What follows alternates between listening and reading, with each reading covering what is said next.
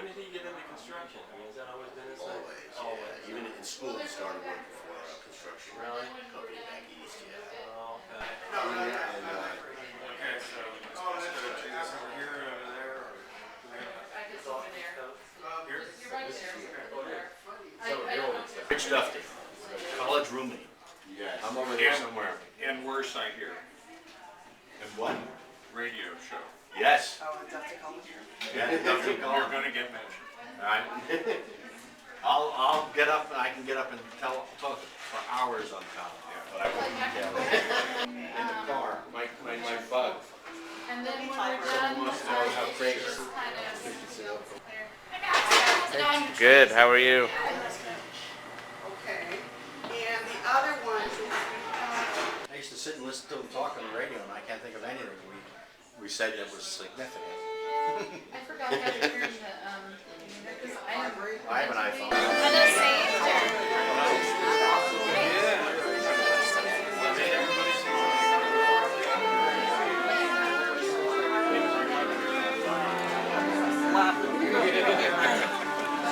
I'm here. Yeah, I think in grad school at MIT. Yeah. Go figure, right? I'm on filming hard and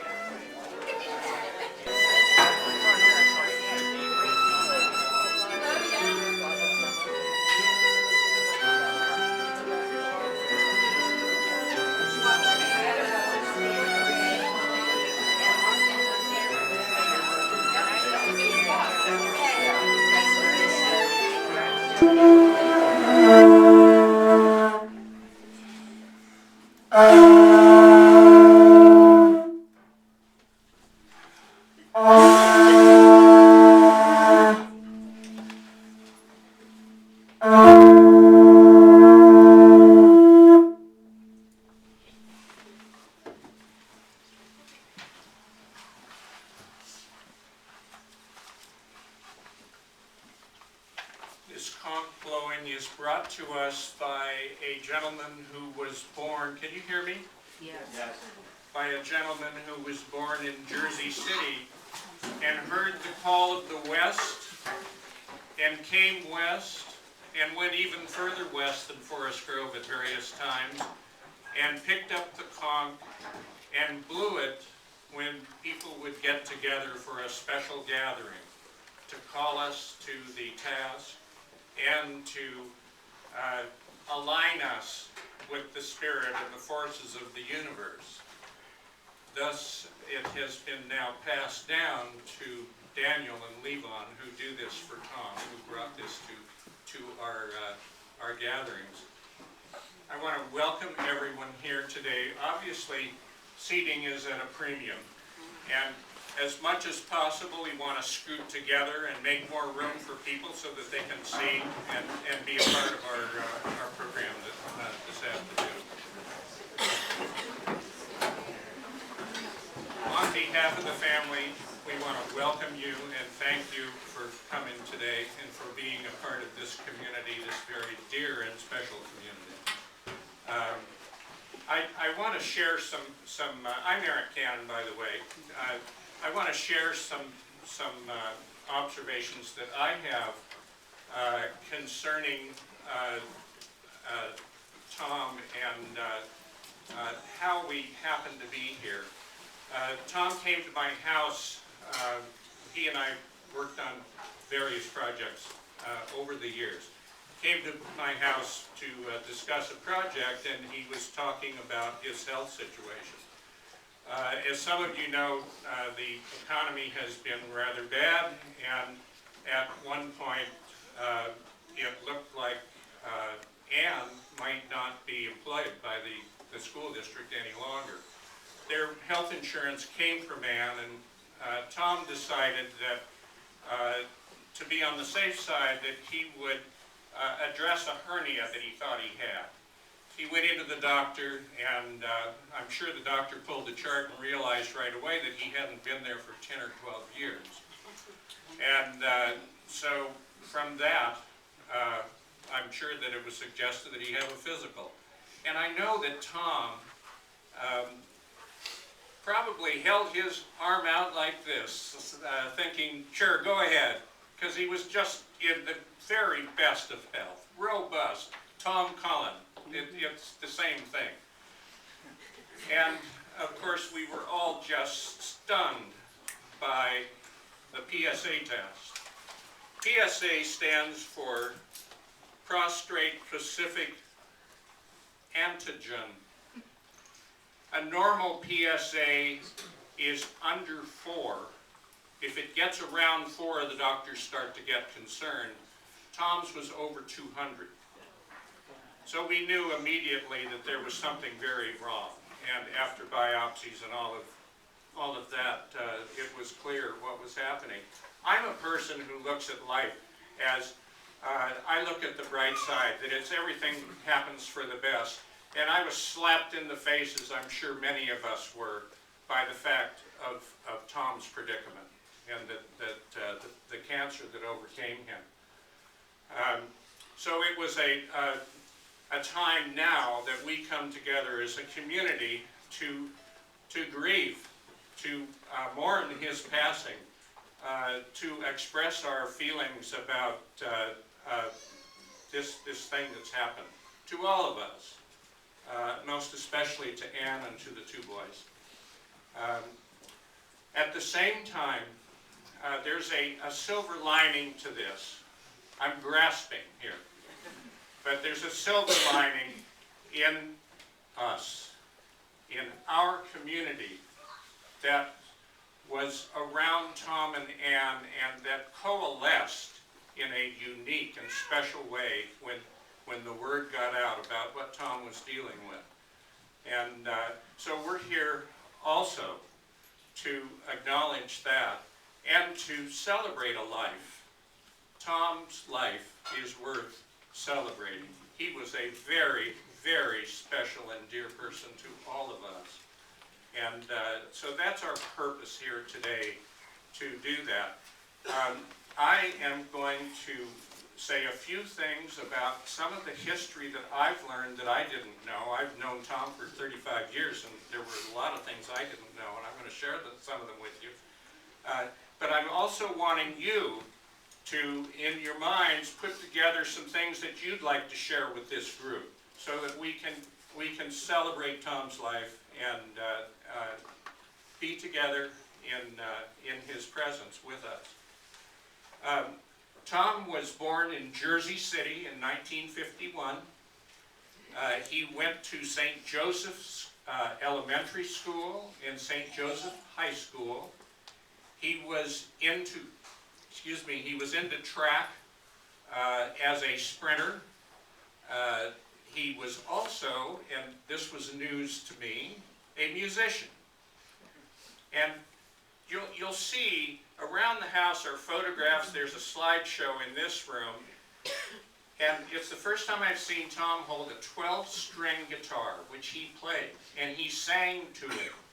Now, how many of us know that?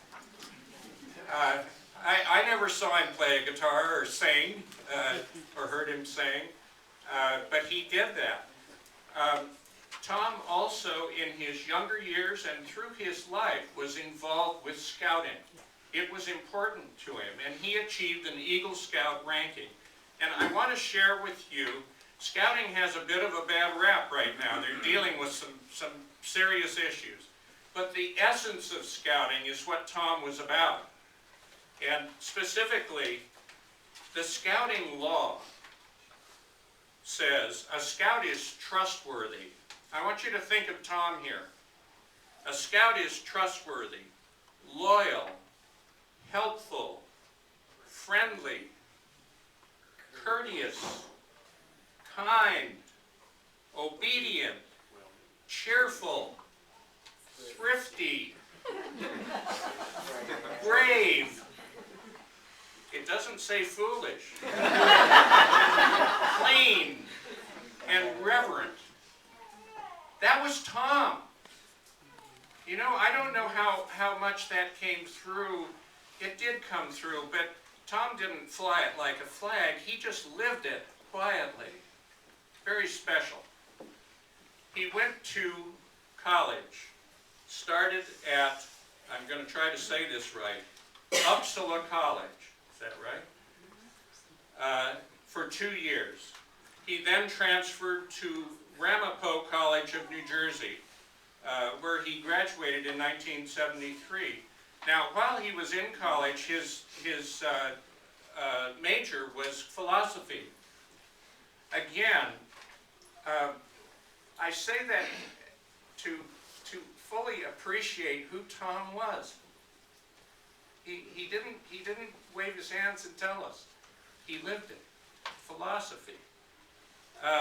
During his time in the college, he and another person who is here with us today had a radio show, and they played music that they loved on this radio show. It was called the Dufty Cullen Show.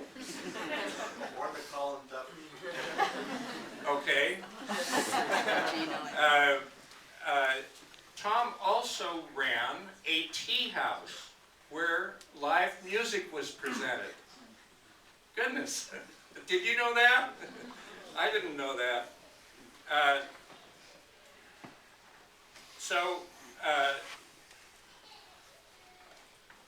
I mentioned when the conchs were blown of his desire to move west, the call of going west, and it was ringing in his ears. Jersey City is across the river from New York City.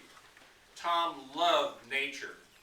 He experienced nature in scouting. Apparently he did even winter camping trips. The call of nature was strong in him. He went to Colorado to sort of take a look at what nature was about, and he loved it. And he returned back to New Jersey. However, in the meantime, in a magnolia garden, he met Annie right there. And sparks flew. Things were happening between the two of them. So when he graduated in 1973, in 1974, he and Annie were married. And the first thing they wanted to do was to find a place to live. And what they decided to do was go to Colorado. And they did. They drove, and with Gino, in 2 pickup trucks, to Colorado. However, it was the fall of the year, and it was getting cold. They knew a lot about cold from New Jersey. And one of Ann's friends suggested that they might want to try Oregon. Bingo. They hopped in their pickups and drove to Oregon. And they wound up in Portland. And they liked it. And they picked up a map and they looked for a smaller community. They didn't want the city. They wanted a smaller community in which to live. And there was Forest Grove. So they drove out to Forest Grove, and Tom's truck broke down right there. Now, this is how his life went. No, you misunderstand. I don't mean in terms of the breakdown. I mean that things fell into place. You know, things happen for a reason. This was the place for Tom and Ann in Forest Grove. As it turned out, they went out to what's called the Ridge on Strassel Road, and they discovered a vein of incredible people out there. Robert Grott was one, Nels and Eileen, there are a whole bunch of folks who lived out there. And they were involved in an organization called the Buxton Co-op. That operated, I think, out of a garage, and the people who participated would fill out an order form, the food would come in, they'd all congregate in the garage and pick the stuff they had ordered and go home. Well, it worked for a while, but it caused everyone to dream of a better way. And the better way was the Hope Co-op, which opened in the Creamery building, which is now the Milky Way of Pacific University. And Tom and Ann were right in the center of that. In fact, Ann worked there later when the cafeteria was there. Let's see. Tom got a job in Marble's cabinet shop. That's what started him out.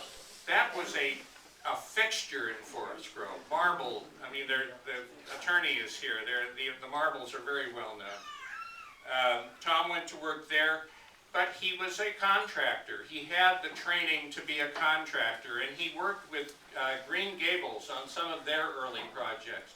He also built carts, which were used at the Pioneer Square as vendors' carts. One of them is still there, functioning just the way he planned it, which is the flower cart. So next time you go to Pioneer Square, make a point, check out the flower cart. Tom built that, okay?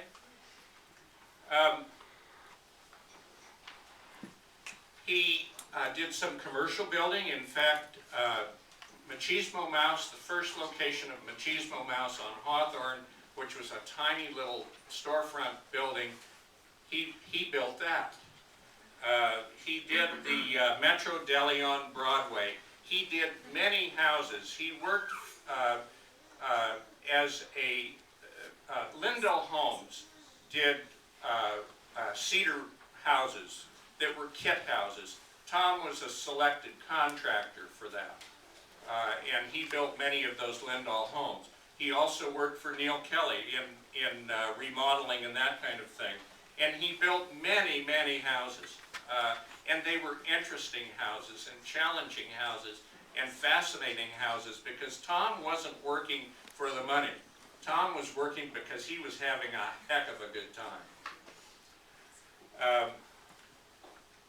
They have mentioned to me specifically one house that was built where the owners wanted to build it using, and I hope I say this correctly, Feng Shui principles? No? Feng Shui. Feng Shui. The owner said, we want to orient this house to the north. Well, you know, for me, that's fine. Okay, we'll orient it to the north. For Tom, the North Pole or the magnetic North Pole? I mean, Tom was game. He was in it.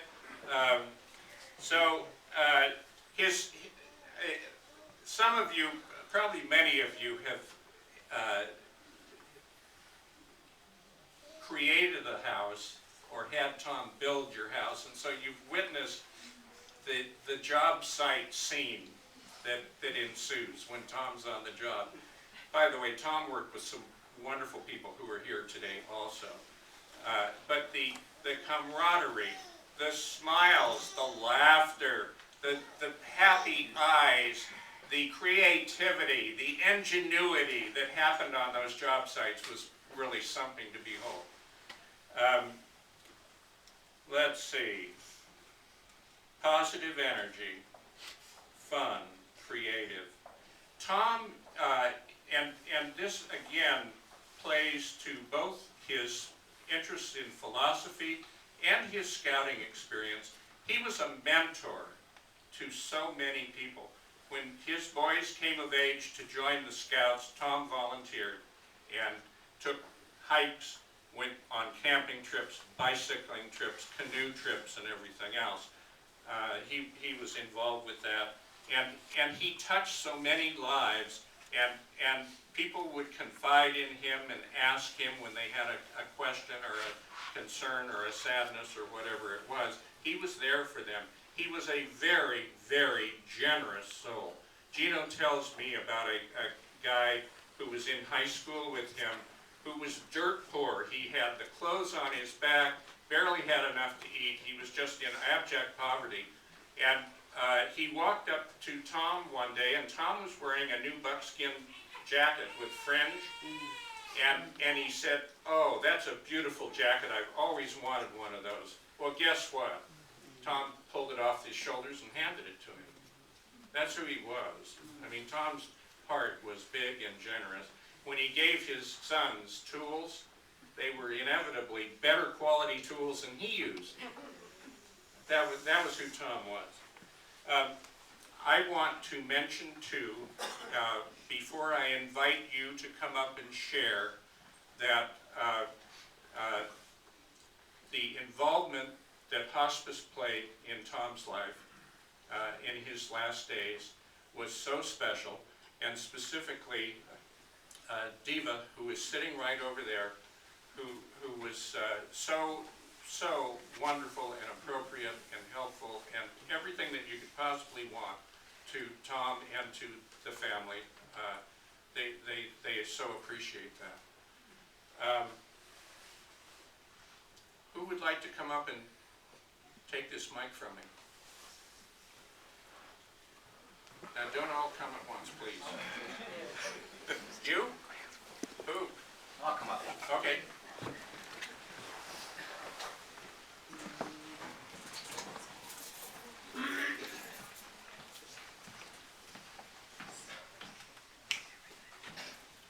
I know a different Tom than you guys know. I'm the Tom Cullen show. And to do it right, it's 91.1 WFMU, East Orange, New Jersey, home of free-form radio. And free-form, that's the way it was. Neither of us had jobs. We just did our radio show, and we became real good buddies with our love of the Beach Boys and the Beatles. The Beach Boys were uncool in 1970, and we convinced a lot of people that they were worth listening to. But we had a lot of good times. I was the driver. I had a car. No one else didn't. My 1957 oval window, 36 horsepower Volkswagen. And we went everywhere. Tom, kind of a lively guy. He, one of the stories that my wife still can't believe that I let him do it, but we were talking about the space program, and Tom goes, "Spacewalk." Opens up my sunroof. Now the Volkswagen then had sideboards. He got out of the car. I'm doing 55 miles an hour. And he climbs out and he started walking around the outside of the car and sitting on the bumper, and then came back in and closed it. Well, this was pretty crazy. Leaping off of cliffs and now Tom, strong, me, overweight, stuff. He convinced me to leap off cliffs into trees. And he told me that to keep himself alive, he had to find a woman who would keep his eye out, for him from stop doing some of this stuff, climbing the outside of buildings. And we were there at the wedding, and until the time he moved out here out west. And there's Gino and I have been talking. We went out to dinner last night, and we started telling stories, which you'd be here all day, little college stories of stuff. But basically, once he moved out here, we kind of lost contact until I found out he was sick. And but as I said, it was a different guy than you guys know. If you look at the pictures, you can see pictures of him in my car, and me with the weird hat on, and had a good time. So I guess I'll turn. I mean, I could go on and on, and I'm known for that. So all righty.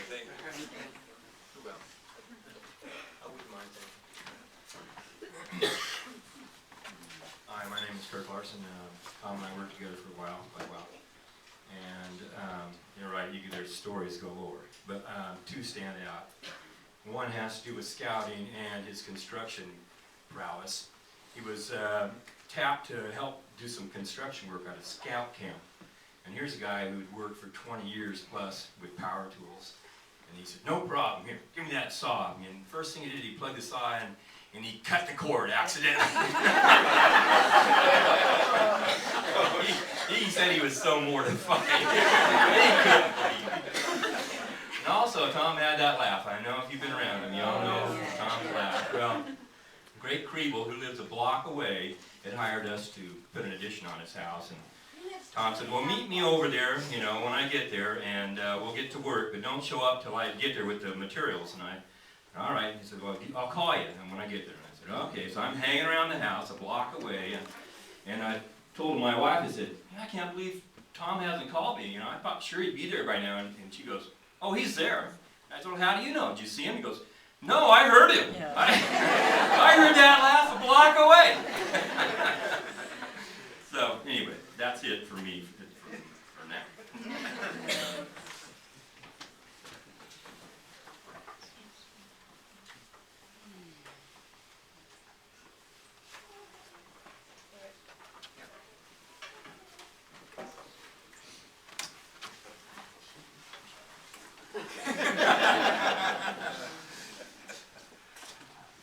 I'm Eileen. It was our house that the car broke down in front of. And out rolled Ann and Tom, you know. It was the beginning of a tremendous friendship. We shared a lot of things. I remember when Ann and Tom came into the co-op, and Ann was bouncing off the walls. He was so excited, as was Tom, because they had found out they were going to have Levon. And we raised kids together. We shared a lot of important moments. And I just want to say thank you to Ann for sharing your thoughts in this very difficult time. I can't tell you how much it meant to me to be included in your postings on Caring Bridge. I learned so much, and I will treasure those thoughts that you so generously shared with all of us. Thank you.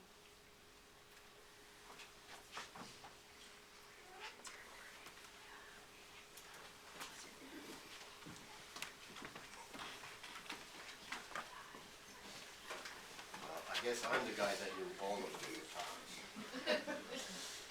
I was in Cub Scouts together with him. And Doe was actually maybe 7 years old. He wasn't in 7, I was in Den 1. His mother was the den leader for his pageant. We did a show together.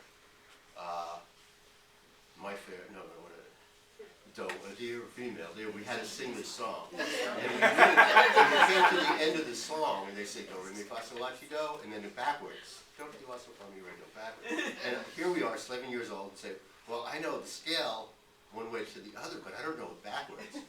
So we all put our heads together and figured out, well, how are we going to memorize this thing?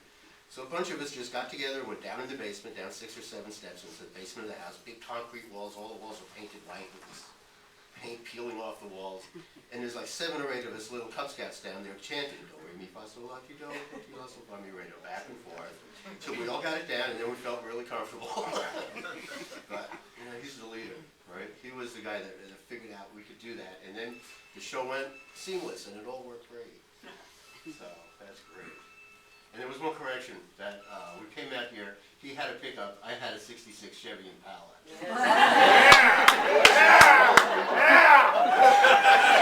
And it didn't break down, did it? After a while it did. But a long time after that. I'll never forget that truck breaking down in front of Nels and Eileen's house, and I had to walk up the steps to the house out there in Timber, knock on the door, and Nels answers it and goes, didn't the dog scare you? Those dogs were sweet dogs. Anyway, that was our introduction. That was more about. And yeah, there was 7 things that the Boy Scouts do: trustworthy, loyal, helpful, obedient. That was just kind of a coincidence.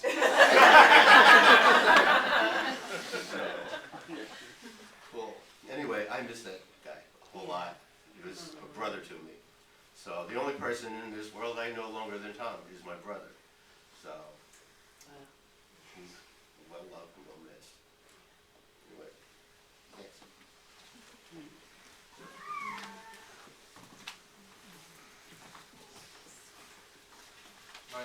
Jim Zaleski, and I wasn't going to actually get up here because I thought, well, you know, there are a lot of people that know Tom, and I'll let them speak. But it occurred to me just while listening here that Tom and I shared something very exclusive that others didn't.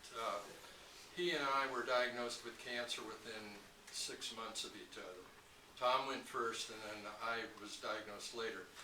My cancer was different, but because we both had cancer, and that it was a shock to the family, shock to us individually, we did talk about things that people with cancer talk about, and that is dying. And one of the things that came very early in our conversations is said that one of the most important things to Tom, if he was indeed going to die of this, that he remained lucid throughout.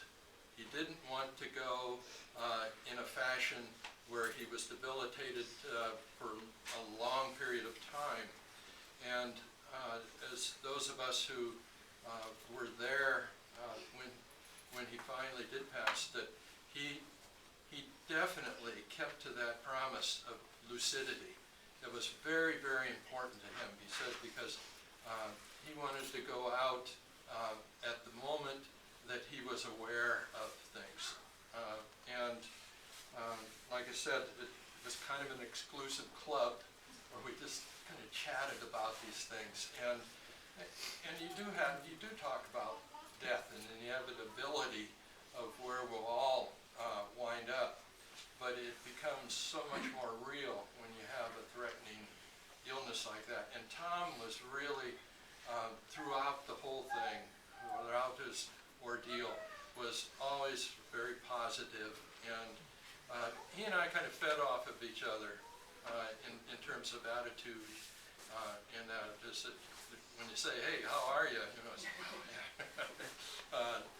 So I just wanted to say that because Tom was somebody who wanted to communicate at all times. He wanted you to know how he was feeling. Of course, all of us who knew him know that he was always up. You know, that booming voice of his we will hear forever in our heads, and especially his laugh. And he never lost that. You got to know that he never lost that, even to the end where he was confined to bed and barely able to move.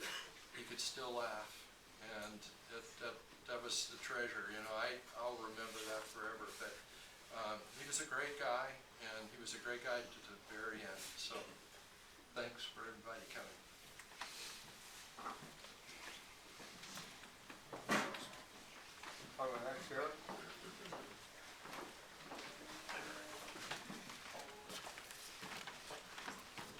My name is Paul Cullen, and I got to know Tom when he lived up on Strassel Road. He lived not too far from me, and I worked with Tom for a number of years, off and on, and then I moved to Portland area, and I kind of lost track of him.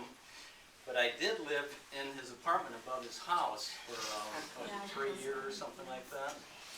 And at the time, I was building an airplane.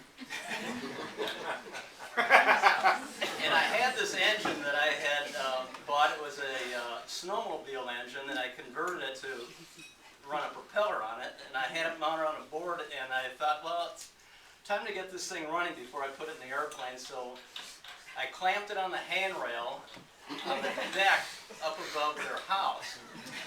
And I got that thing running, and it made all kinds of racket and noise, and I guess Tom and Ann and the kids downstairs were wondering what the heck is going on up there, and Tom comes running up the stairs and he says, shut it off, shut it off. I guess the whole house was vibrating. So I turned it off, and then I started up once more. I don't know if it was that day or a day later, and Tom came running up. He says, you can't run that thing up there anymore. And I had never seen, in fact, Tom wasn't even mad at that point. I had never seen Tom mad, and I worked with him quite a bit in the past. And is that true? Did you guys ever see Tom? I can remember one time, and one time only, when he got really mad and had to do with a building inspector. Well, but I mean, for all the stuff that life put him through, he never got mad. It just blew my mind. Yeah, he was the happiest guy I think I'd ever met. Always very positive, and he was just a wonderful guy. I miss him. Next. Hi, my name's Rick Johnston, and about 24 years ago, my wife Deborah and I moved into Forest Grove. And I had the pleasure of taking over Copeland Lumber as manager, and been in the lumber business all my life. But first customer I can remember that comes to mind anytime I think about it, Tommy Cullen. And you know, he came through the door, I can't remember the exact day, met him, and then after that it was always, Richard, how you doing, Richard? Never called me Rick, was always Richard. But in the early days, I didn't have a crew and I was doing everything myself, and I remember I was actually there one Sunday afternoon building loads in the yard and forklift running, and all of a sudden I can just hear this, hey, Richard! And I turned around, looked, and shut off the fork, and there he is walking up Main Street and says, what the heck are you doing here? Sunday afternoon. Said, I know it is, and you got to load on Monday morning, and if I'm not here, you won't get it. And of course, he just roared into his laughter, which everyone mentioned. I mean, that's one thing about Tom.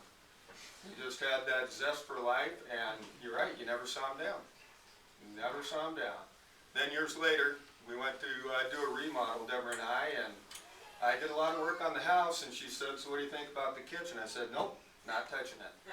But enlisted Tom and Gino and Kurt and Jim Duncan, and one thing I told Tom was, you're tearing my wife's kitchen apart, buddy.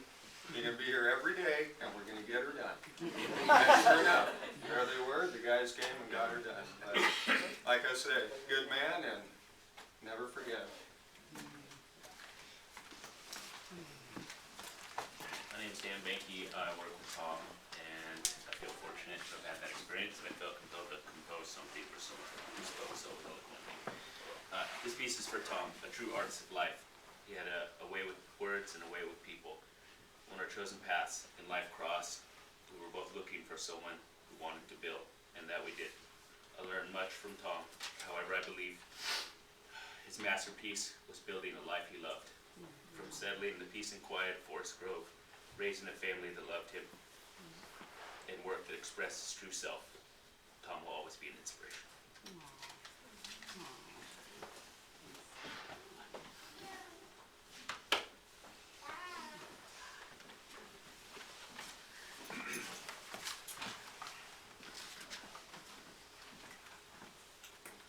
I am David Lee. I'm the crazy guy that wanted the house oriented to the north.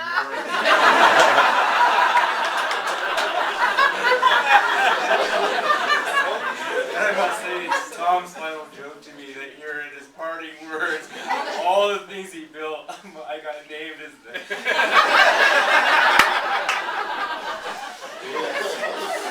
But I must say, Tom had many great qualities, and one of the best ones is that he could put up with me. I mean, geez, I'm just so sorry to him and his family.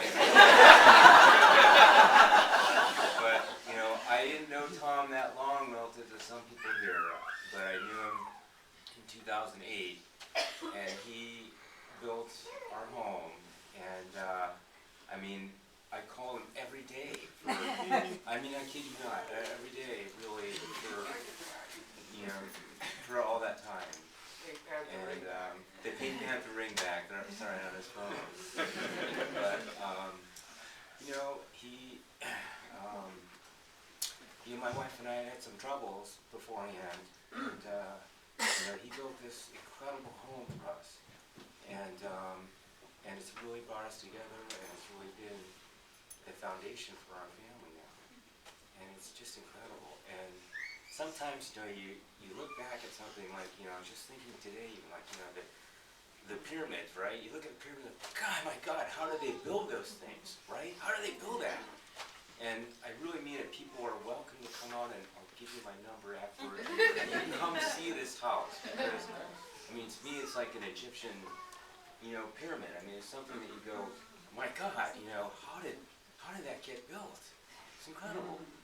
And it's a quirky place for sure. You know, and that was the great thing about Tom. And we were trying to do, it's a crazy project, just like the pyramids. It's crazy. We had no road, initially 8 acres of land in the middle of hills, no water, no electricity, nothing. And I mean, he built this house that had, martial arts training dojo, a tree in the middle of it, to hold it up, a forklift for my mom to, go up and down and carry it on a wheelchair, a prayer tower, I mean, just, a Chinese railing, and Tom, the thing about him is he just took whoever you were and he just accepted you for who you were.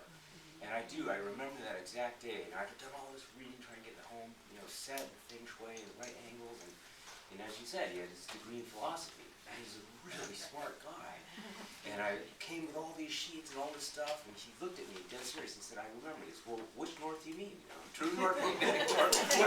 What about the variance? I knew he had all this calculation to calculate the variance, and I was like, this is the guy, this is it. And so it truly is a work of art, I think, this place. And even today, as I was getting ready to come here, I sat in a sauna that, I'm a cheap guy, found at Craigslist, but, we took it out of the home and he put it into our house, And everywhere I look in our home, I see him. And I have this, I'll try and read this. This is something I wrote to Tom. And also, too, the other thing I should just say, too, is, I'm a doctor. Tom, has taught me more about medicine,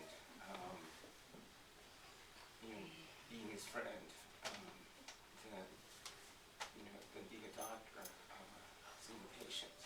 So it's totally different, obviously, when you're seeing it from a different view. But, that's another gift he gave to me. And I'm in OBGYN, so I'm sorry to Ann and company too. I couldn't be there at the very end. I went into medicine in a bright, happy area because I couldn't deal with that stuff. With death and dying. So I'm sorry I was not there at the very end for that. But I wrote this to Tom last time I saw him.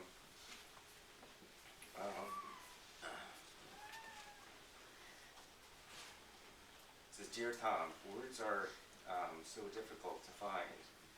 I'm so thankful that we have come into each other's lives. Call it providence, call it the Tao, but I know that it was not random chance that brought us together. You have been one of my best friends, and for that, I will always be grateful. As I reflect upon the past 4 to 5 years, I marvel to think what a remarkable person you are, and how you have been a good mentor to me about life and how to live. Your warmth, genuine nature, generosity, curiosity, and intelligence, yet humility, are certainly worthy of emulation. It is obvious to all that you are a master builder of houses, and that you perfect your trade with the same Zen clarity that I try to approach martial arts or surgery. What is less obvious to the casual observer is that you are a master builder of homes, spaces that embody what make people human, their dreams, connection to others, and spirituality. Indeed, I would go as far as to say that you are a master builder of lives and of love, and I believe that this is your greatest legacy. I know that you have helped me more than you might ever know. You have built a home for us beyond what I could have ever imagined, and in doing so, strengthened the love and connection within our family. I'm forever grateful to you. While in some ways your pending passage may seem like goodbye, in my heart of hearts, I know that our lives will continue to be connected. Thank you again. I feel being here, I still feel Tom, and every day in our house, I feel, so people want to come visit. I mean, you can see Tom everywhere in this house. Everything about him, and it's like, the embodiment to me of something that was Tom. So I wasn't going to get up here, but I really feel like I wanted to honor Tom and share that.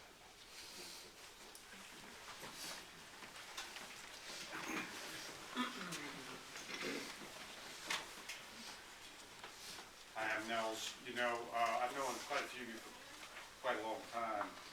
It was, and I'm glad Gino set the record straight about the Impala. Because it was a real nice rig, you know.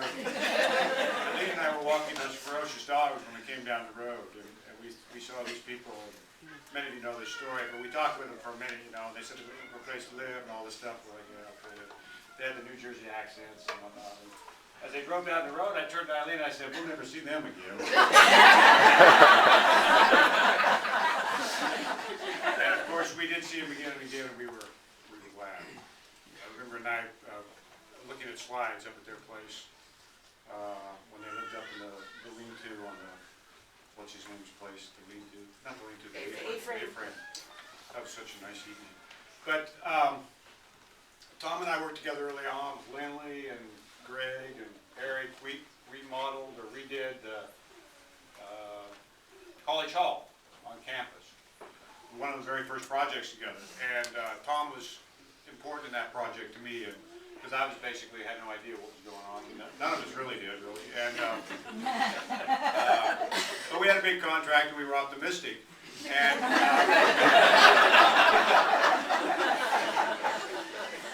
and I remember at one point looking at Tom and I said, Tom, Gino was running around somewhere. I said, Tom, we got to get organized. And he looked back at me and said, well, what does that mean? I said, well, we got to get organized. He goes, well, you don't really know what you mean organized. You just feel unorganized. I said, well, you ain't right. And he said, you know, what we need to do is build a box that has drawers in it. And we'll put nails there and bolts there and tools. I mean, and I said, yeah, let's do that. And so for the next couple of days, we built this toolbox with big casters and labeled, you know, and we had dowels that kept the drawers from falling out when we put it in a truck. And it was huge. It was like, you know, it was like big. I still have those boxes. No.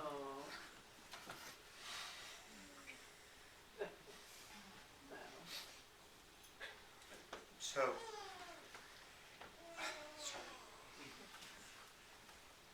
every time I go into the blacksmith shop up at the farm where the truck broke down, Tom's there.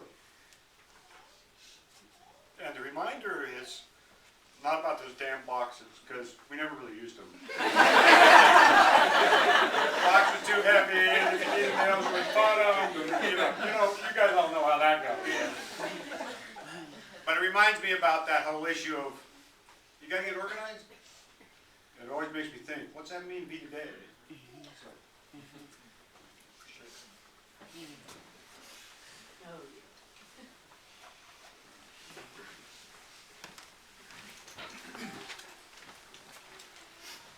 I just wanted to reiterate how much, this is Preston Alexander, how much Tom's attitude meant to me. I didn't really know Tom that well. I'd known him for 30 years, I guess.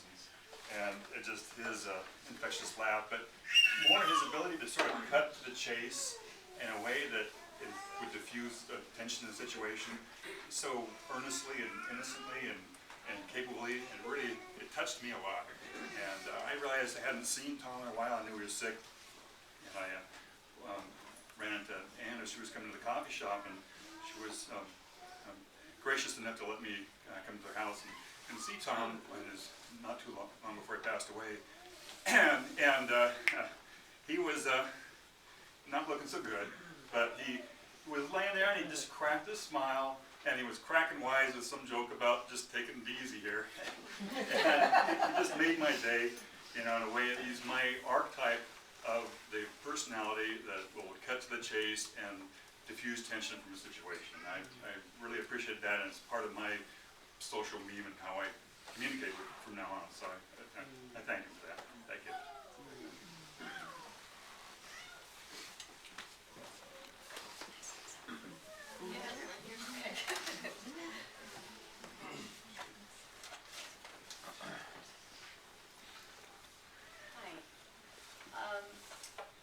I guess what I want to say is that the memory that I have of Tom is a good example of how you can just one small thing, and, you know, then it made a lasting impression on someone. Tom gave me a plant, and every time I water the plant, I think of Tom. And it means a lot to me, that plant. I'm still trying to get it to grow. Probably would have done a lot better if he'd never given it to me, but I'm still working on it. So, always grateful for that moment.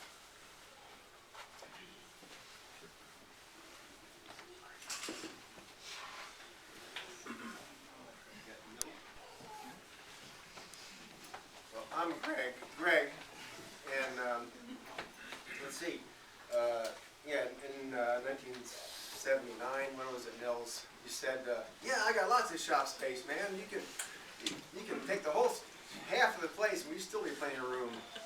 I had just rented this big open space, and I said, well, great. I'm just moved to town, and so he showed me where it was, and Tom and Gina were there building windows, and I said, you guys build windows? What, you buy windows? But no, we build them. So, and I realized that these guys were pretty special. So, they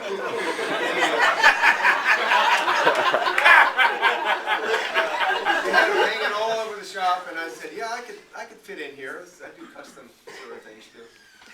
So, and Nell said, yeah, we're trying here a little bit, but, and anyway, as time goes on, I rent a space, and I can't not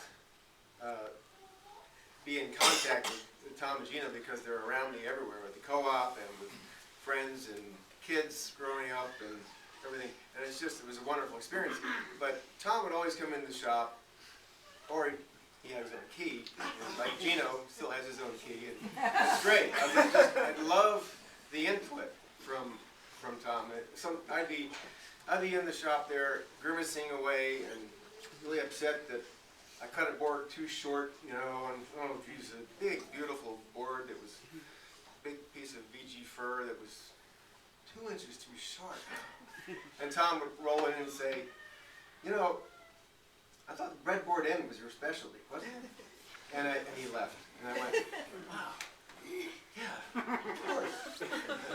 He just saved me hundreds of dollars. Of course, that's my specialty. Right, yeah. So I made a nice joint on it and put a breadboard, made it shorter and put a breadboard end on it. And it was a beautiful project, and I realized that sometimes you can't see the forest for the trees. And Tom realized that too. When we build things, we really can't do everything yourself. You need the input from everybody else. And, I guess there's a million things to tell about Tom. I guess he was a real Oregonian, whatever that is, you know.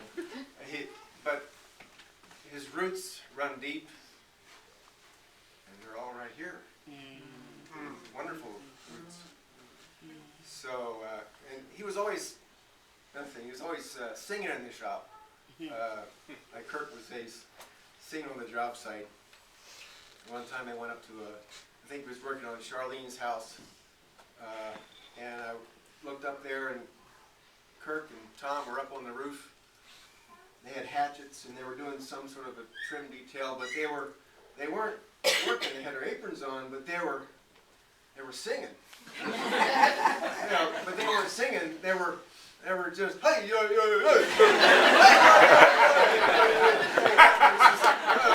They were just, and they wouldn't stop and say, hey, you guys, and they saw me, and they kept on, and they were just belting it out. And that was what, it was just always a great experience to be around Tom. And Kurt reminded also about Tom singing and how he would always interlace popular tunes. Thank you, Duffy, for bringing in he knew all the words, right? Tom was so intelligent. He knew all the words to all the songs. But So he'd be working in the shop, and he had headphones on the other side of the shop, on another table saw. I have 2 table saws. There's a wall between the shop. I'd be on one side, and Tom would be on the other. And we'd have headphones on, working on different projects, and you know, I go, oh, little yoo-hoo, yo, and he'd go, oh, little yoo-hoo, you know, oh, little yoo-hoo, and we'd be just going back and forth, and then it would stop, and then, you know, we'd move on. But he was always about this upbeat, wonderful philosophy. It's not written, it's just who he was. So, that's all. Cheers.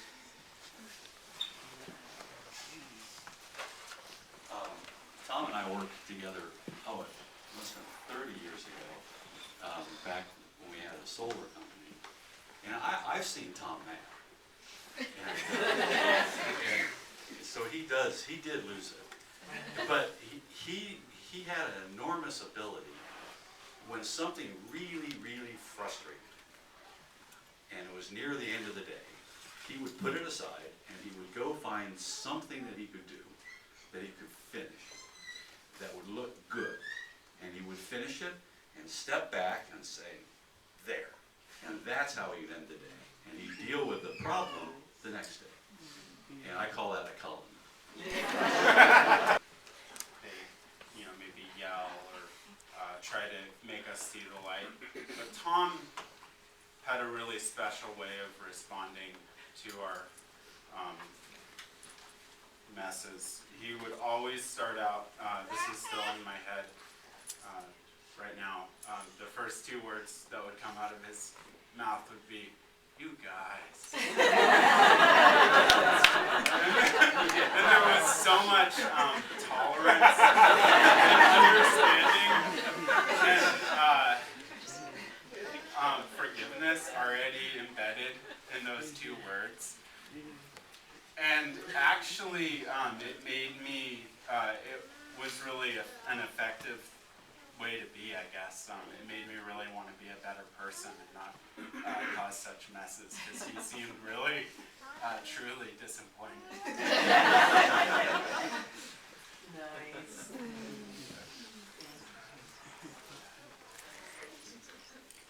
We'll take one more. Who's the last?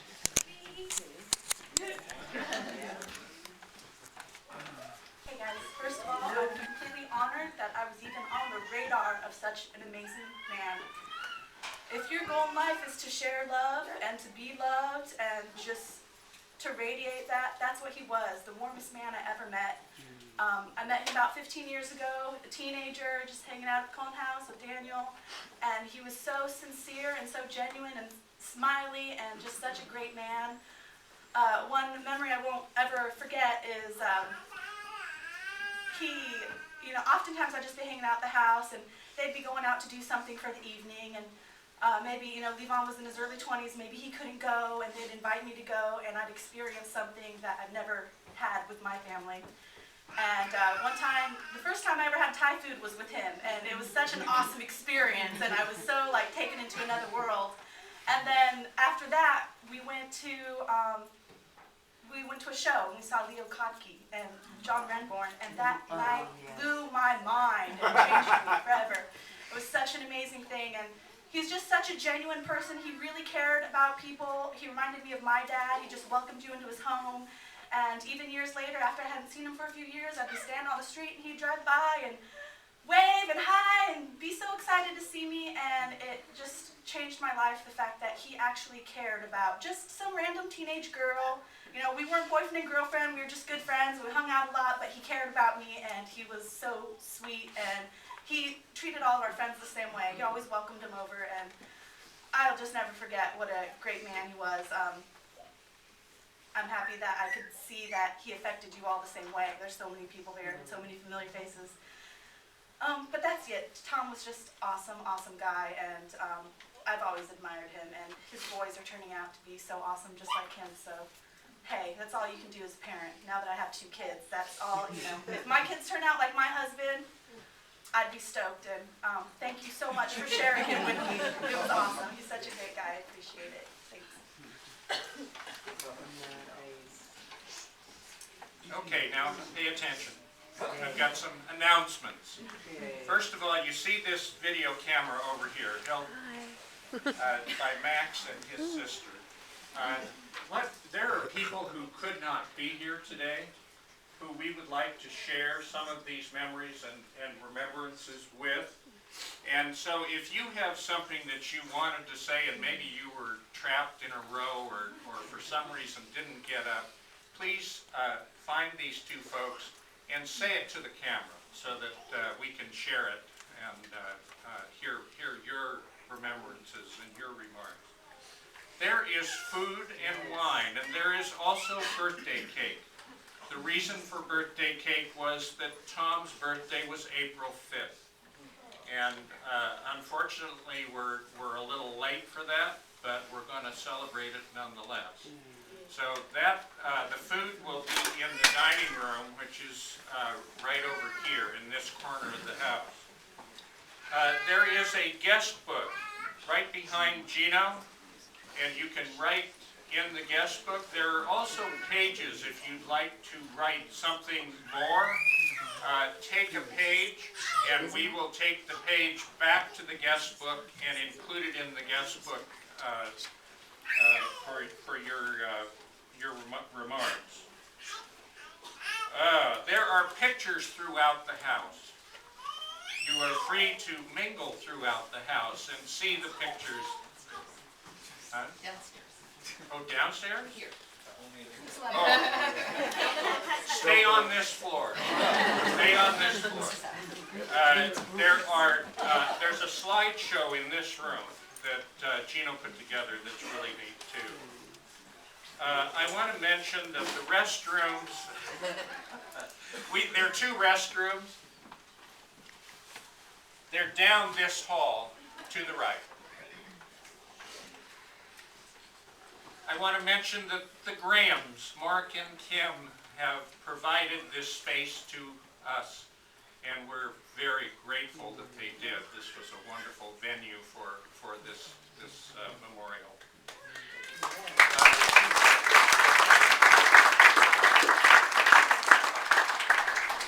My closing remarks are these, that if this hurts me and us, imagine how it is for Daniel and Annie and Levon.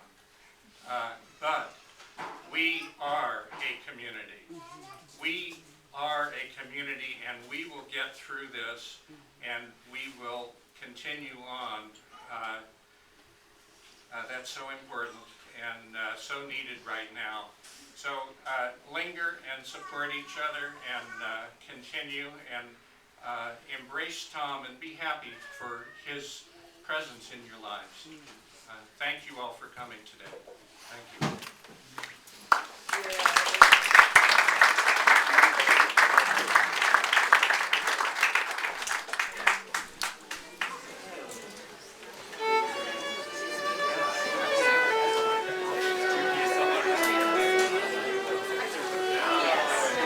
I have to say hi.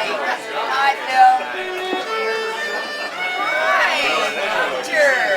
Ace Hardware, and where else are you going to run into Tom Cullen than Ace Hardware? And I never really got to know, unfortunately I never got to know his children very well, so I assume it was Daniel that was graduating from Berkeley and with a PhD, which is incredibly amazing that, you know, your son is graduating from Berkeley with a PhD. Oh, Tom, how are you? He was thinner than I've seen him.